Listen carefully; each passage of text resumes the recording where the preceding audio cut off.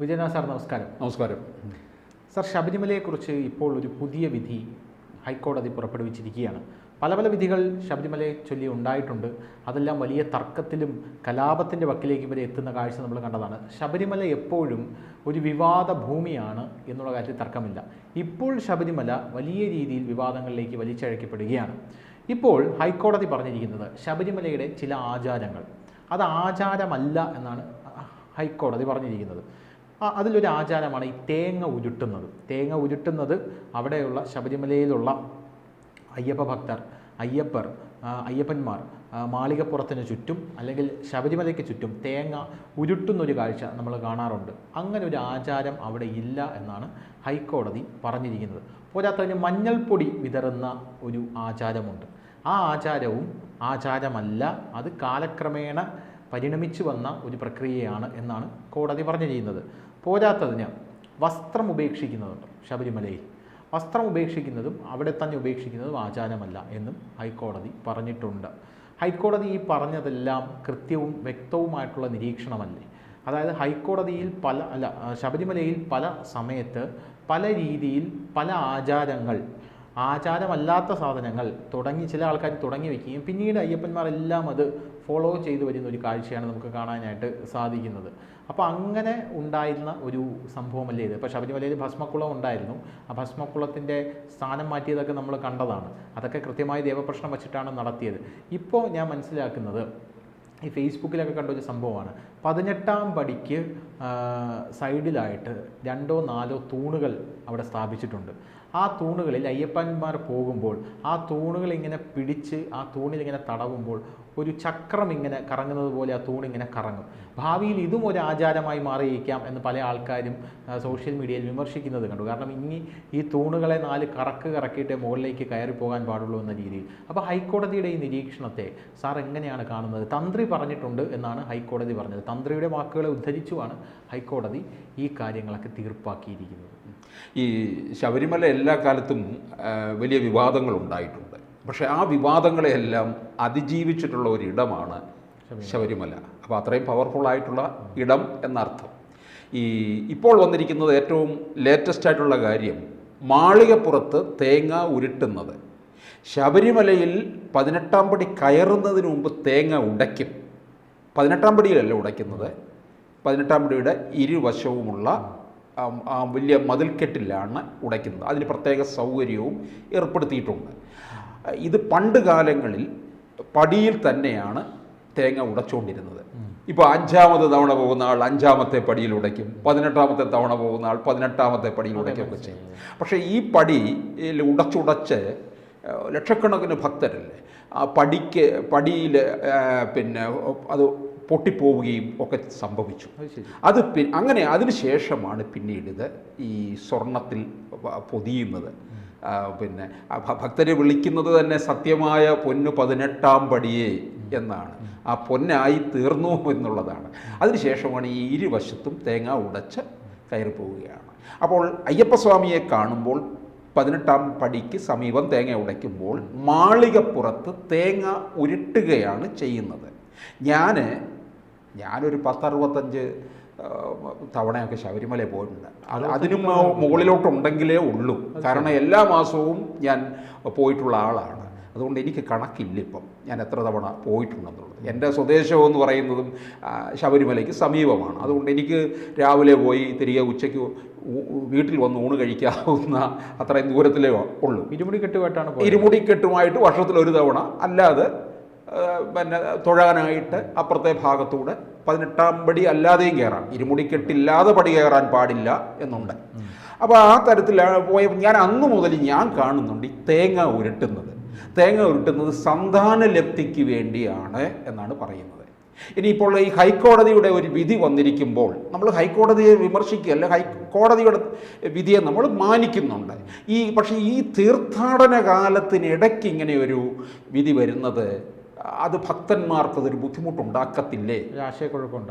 അതായത് കഴിഞ്ഞ പിന്നെ തീർത്ഥാടന കാലത്ത് എന്തെങ്കിലും ഇപ്പോൾ സന്താനലബ്ധിക്കാണെന്ന് വിശ്വസിച്ച് വരുന്നുണ്ട്.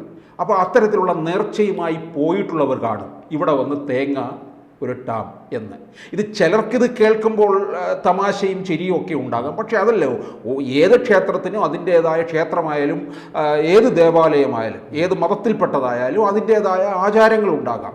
ആ ആചാരം അവർക്കന്നേരം ഇപ്പോൾ ഈ തവണ വന്ന് ഈ നാളികേരം ഈ നടയ്ക്ക് ചുറ്റും ഉരുട്ടാൻ സാധിക്കത്തില്ലെങ്കിൽ അവർക്കതൊരു അവശേഷിക്കുന്ന ചെയ്തു തീർക്കാൻ കഴിയാത്ത ഒരു വഴിപാടായിട്ട് അവിടെ നിൽക്കുകയല്ലേ ചെയ്യുന്നത്. അതിന് പരിഹാരമൊന്നുമില്ലല്ലോ.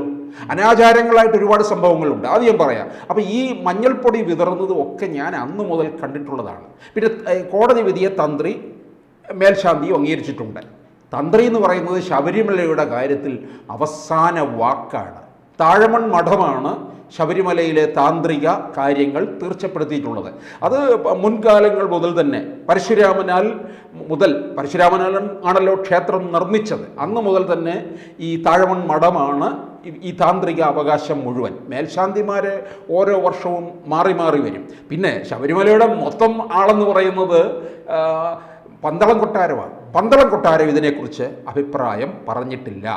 അതിനി നമ്മൾക്കറിയേണ്ടിയിരിക്കുന്നു. കാരണം മാളികപ്പുറത്തു കുടികൊള്ളുന്ന ദേവി പന്തളം കൊട്ടാരത്തിൻ്റെ പരദേവതയാണ്. ഈ നാട് മുഴുവന് വേറൊരു വാർത്തയുണ്ട്. അയ്യപ്പനെ കാത്ത് കന്യയ്യപ്പന്മാരില്ലാത്ത കാലത്ത് വിവാഹം കഴിക്കാനായിട്ട് കാത്തിരിക്കുന്ന നിത്യാനുരാഗിയായ മാളികപ്പുറത്തമ്മ എന്നൊക്കെ ചിലരൊക്കെ ഇങ്ങനെ വിശേഷിപ്പിച്ചിട്ടുണ്ട്. അതൊക്കെ വെറും അബദ്ധമായിട്ടുള്ള കാര്യങ്ങൾ മാത്രമാണ്. മാളികപ്പുറത്തമ്മ അതല്ല. മാളികപ്പുറത്തമ്മ ഈ പന്തളം കൊട്ടാരത്തിൻ്റെ പരദേവതയാണ്. അതിസുന്ദരമായ മാളികയുടെ രൂപത്തിലാണ് ആ ക്ഷേത്രം നിർമ്മിച്ചിരിക്കുന്നത്. അതുകൊണ്ടാണ് മാളികപ്പുറത്ത് അമ്മ. ഓരോ ക്ഷേത്രങ്ങൾക്ക് ഓരോ കൊട്ടാരത്തിനും ഒക്കെ പരദേവതയുണ്ട്. ചില കുടുംബക്കാർക്കില്ലേ കുടുംബക്ഷേത്രമൊക്കെ, അതുപോലെ ഇവരുടെ പരദേവതയാണ്. അവിടെ ഈ മകരവിളക്ക് മഹോത്സവം പൂർത്തിയാക്കുമ്പോൾ എല്ലാ കൊല്ലവും പന്തളം രാജാവിനെ പ്രതിനിധീകരിച്ച ഒരാൾ അവിടെ വരും. അയ്യപ്പൻ്റെ പിതൃതുല്യനായ വളർത്തച്ഛൻ്റെ സ്ഥാനമാണ്. അപ്പോൾ ഈ വളർത്തച്ഛൻ വന്നാൽ പോലും ശ്രീകോവിലിന് നേരെ നിന്ന് തൊഴത്തില്ല കേട്ടോ. അച്ഛൻ മകനെ നോക്കി തൊഴുവും, മറഞ്ഞു നിന്നാണ് തൊഴുന്നത്. അപ്പോൾ അങ്ങനെ എന്നിട്ട് അവസാനം ഈ മകരവിളക്ക് മഹോത്സവം എല്ലാം കഴിഞ്ഞിട്ട് ഈ മാളികപ്പുറത്ത് വെച്ചൊരു സദ്യ നടത്തുന്നുണ്ട്. എല്ലാവർക്കും, മേൽശാന്തിമാർക്കും കീഴ്ശാന്തിമാർക്കും എല്ലാവർക്കും, ദേവസ്വം ആൾക്കാർക്കായിട്ട് രാജാവ് നടത്തുന്ന കൊട്ടാരത്തിൽ നിന്ന്, പന്തളം കൊട്ടാരത്തിൽ. അതിനെ കളഭസദ്യ എന്നാണ് പറയുന്നത്. അതിനെ വേറെ ചിലരൊക്കെ ഉണ്ടല്ലോ, കുറേ വിഡ്ഢികൾ അതിനെ ദുർവാഖ്യാനം നടത്തിയിരിക്കുന്നത് നടക്കാതെ പോയ കല്യാണ സദ്യ എന്ന് വരെ വിശേഷിപ്പിച്ചിട്ടുണ്ട്. ഈ നമുക്കറിയാം ശബരിമല യുവതീ പ്രവേശ വിഷയ സമയത്ത് ഈ മാളികപ്പുറത്തമ്മയുടെ കാര്യത്തിനകത്ത് ഒരുപാട് ദുർവാഖ്യാനവും മോശമായ രീതിയിൽ സമൂഹ മാധ്യമങ്ങളിലൂടെ പ്രചരിപ്പിക്കുകയും ഒക്കെ ചെയ്തു. പഴയ ഒരു CPM-ൻ്റെ MLA തന്നെ അതിനകത്ത് അല്ലേ ഒക്കെ ഇതിനകത്തുണ്ടായിരുന്ന കക്ഷികളാണ്. അവർക്കതിൻ്റെ തിരിച്ചടി പിറ്റേ വർഷം ലോക്സഭാ ഇലക്ഷനിൽ കിട്ടിയെന്നുള്ളതാണ്. അപ്പോൾ എവിടെങ്കിലും വെച്ചൊക്കെ കൊടുക്കുന്നുണ്ട് അയ്യപ്പൻ എന്നുള്ളതാണ്. അപ്പോൾ ഇവിടെ ഞാൻ ഈ കോടതി വിധിയെ നമ്മൾ അംഗീകരിക്കുന്നുണ്ട്, പക്ഷെ അതിനൊരു സാവകാശം കൊടുക്കണം. ഇപ്പോൾ ഈ തീർത്ഥാടന കാലത്തിന് വളരെ മുമ്പ് തന്നെ ദേവസ്വം ബോർഡ് ഒരു കാര്യം പറഞ്ഞു, കർപ്പൂരവും പനിനീരും കൊണ്ടുവരണ്ട, അതവിടെ കൊണ്ടുവന്ന് വെറുതെ വേസ്റ്റ് ആക്കി അവസാനം വേണ്ട എന്ന് പറഞ്ഞു. ശരി, സമ്മതിച്ചു. ഇപ്പോൾ പക്ഷേ ഈ കഴിഞ്ഞ ദിവസം വന്നത് ആന്ധ്രയിൽ നിന്നും മഹാരാഷ്ട്രയിൽ നിന്നൊക്കെ ശബരിമല തീർത്ഥാടനം തുടങ്ങി അവർ പല ക്ഷേത്രങ്ങൾ കടന്നു വരുന്നവരുണ്ട്. കഴിഞ്ഞ ദിവസം വന്ന വാർത്ത, അവർ നേരത്തെ തന്നെ മാളികപ്പുറത്ത് നാളികേരം ഉരുട്ടണമെന്നുള്ള ഒരു വഴിപാടോടുകൂടി വരുമ്പോൾ അവർക്കിത് ചെയ്യാതെ പോകുമ്പോൾ അവിടെ അവശേഷിക്കുന്ന ഒരു കാര്യമല്ലേ, അത് അവർക്കുണ്ടാകുന്ന ഒരു വിഷമം ഉണ്ടാകും. കാരണം വിശ്വാസമാണല്ലോ ഇതിനകത്ത് എല്ലാം പ്രധാനമെന്ന് പറയുന്നത്. അതെ.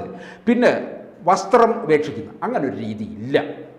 ഇപ്പോഴും മാളികപ്പുറത്തേക്ക് നോക്കിയാലുണ്ടല്ലോ ഈ കറുപ്പ് വസ്ത്രം അവിടെ ഇങ്ങനെ ചിലർ ഉപേക്ഷിക്കുന്നുണ്ട്. പക്ഷേ അവിടെ ദേവസ്വം ബോർഡ് അത് ശക്തമായി ഇടപെട്ട് അങ്ങനെ ഒരു ആചാരം അവിടെ ഇല്ല. ചിലരവിടെ തൊട്ടിലുണ്ടാക്കി ഇടും. അവർക്ക് സന്താനലബ്ധി ആഗ്രഹിച്ച കാര്യം നടന്നു എന്നുള്ള രീതിയിലാണ്. പിന്നെ അതുപോലെ തന്നെ ഈ ശബരിമലയിൽ നിന്ന് വരുന്ന വഴിയിലൊക്കെ തന്നെ ഈ കല്ലുകളിങ്ങനെ ചെറിയ ചെറിയ കല്ലുകളിങ്ങനെ അടുക്കി വയ്ക്കുന്ന ഇതൊക്കെ ഒരു ആചാരമാക്കി വെച്ചിട്ടുണ്ട്. അങ്ങനെ ഒന്നും ആചാരമില്ല. അതുപോലെ തന്നെ പമ്പയിൽ പണ്ട് വസ്ത്രം കൊണ്ടുവന്ന് ഉപേക്ഷിക്കുമായിരുന്നു. എന്നിട്ട് ഒരു കാലത്തത് ദേവസ്വം ബോർഡ് തന്നെയാണെന്ന് തോന്നുന്നു ടെൻഡർ വരെ കൊടുത്തിരുന്നു. ടെൻഡർ കൊടുത്തിട്ട് ഇവർ വാരിക്കെട്ടി കൊണ്ടുപോകും. എങ്ങോട്ടാണ് കൊണ്ടുപോകുന്നത്? തിരുപ്പൂരാണല്ലോ ഈ വസ്ത്രനിർമ്മാണത്തിൻ്റെ കേന്ദ്രം. അവിടെ പോയി ഇത് നന്നായിട്ട് അലക്കി മടക്കി തേച്ച് വീണ്ടും വരും മാർക്കറ്റിലെന്നുള്ളതാണ്. ഇപ്പോൾ അവിടെ ആരും വസ്ത്രം ഉപേക്ഷിക്കുന്നില്ല. കാരണം ദേവസ്വം ബോർഡ് തന്നെ മറ്റ് ഭാഷകളിലേക്കും ഇത്തരത്തിലുള്ള അനാചാരങ്ങളെക്കുറിച്ച് കാണിച്ചുകൊണ്ട് ചെറിയ ചിത്രങ്ങൾ നിർമ്മിച്ചു കൊടുക്കുകയുണ്ടായി. അപ്പോൾ അതില്ല ഇപ്പോൾ. പക്ഷേ ഈ സമയത്ത് തീർത്ഥാടന കാലത്തിനിടയിൽ കൊണ്ടുവന്നത് വലിയ ഒരു ഭക്തർക്കിടയിൽ ഒരു ആശങ്ക ഉണ്ടാക്കുന്നുണ്ട് എന്നുള്ളതാണ്. കാലങ്ങളായിട്ട് നിലവിലിരുന്നതിന് അങ്ങനെ വരുമ്പോൾ ഇനിയിപ്പോൾ 18-ാം പടിയിൽ തേങ്ങ ഉടയ്ക്കുന്നതും അനാചാരമാണെന്ന് പറയുമോ എന്നുള്ളതാണ്. ഇതൊക്കെ ടെൻഡർ കൊടുത്തിട്ടുണ്ട് പലർക്കും. അതിനൊക്കെ ടെൻഡർ എടുത്തിരിക്കുന്നവരുടെ കാര്യം എന്താകും എന്നുള്ളതും കൂടി അറിയേണ്ടിയിരിക്കുന്നു. കൂടുതൽ വാർത്തകളും വിശേഷങ്ങളും നിങ്ങളിലേക്ക് എത്താൻ ABC മലയാളം സബ്സ്ക്രൈബ് ചെയ്യുക, ബെൽ ബട്ടണും അമർത്തുക.